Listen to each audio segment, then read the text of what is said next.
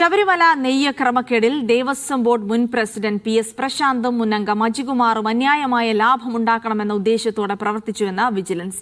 പ്രതികൾ ദേവസ്വം ബോർഡിന് 2.27 കോടിയുടെ നഷ്ടമുണ്ടാക്കിയതായും എഫ്ഐആറിലുണ്ട്. ദേവസ്വം ബോർഡിന്റെ ഇടപാടുകളിൽ ക്രമക്കേടുണ്ടാകാതിരിക്കാൻ ജാഗ്രത പുലർത്തുമെന്ന് ദേവസ്വം പ്രസിഡന്റ് കെ ജയകുമാർ പറഞ്ഞു.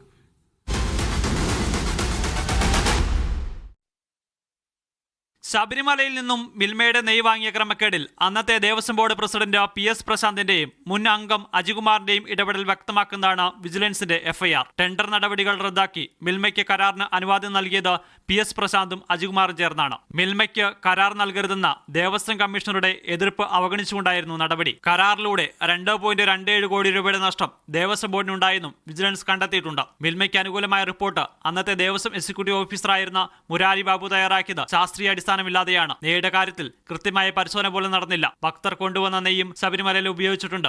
മിൽമയിൽ നിന്ന് വാങ്ങിയ നെയ്യ് ദുർവിനിയോഗം ചെയ്യപ്പെട്ടതായും വിജിലൻസ് സംശയിക്കുന്നു. ശബരിമല വഴിപാടിന് വേണ്ടി വാങ്ങുന്ന എല്ലാ സാധനങ്ങളുടെയും പ്രൊക്യൂർമെന്റിൽ അങ്ങേയറ്റത്തെ സുതാര്യതയും ജാഗ്രതയും പുലർത്തുക എന്നുള്ളതാണ് ഇപ്പോഴത്തെ നമ്മുടെ തീരുമാനം. നെയ്യ് ക്രമക്കേടിൽ ക്രൈംബ്രാഞ്ച് അന്വേഷിക്കണമെന്ന ആവശ്യമാണ് ദേവസ്വം വകുപ്പ് മന്ത്രി കെ മുരളീധരൻ മുന്നോട്ട് വെക്കുന്നത്. ഇതിന് ദേവസ്വം ബോർഡ് ജീവനക്കാരും അതിൽ ഇടനിലക്കാരുണ്ടായിട്ടുണ്ട്. ഞങ്ങളുടെ ഒരു പ്രാഥമിക വിലയത്തിൽ ഇടനിലക്കാരുണ്ടായിട്ടുണ്ട്.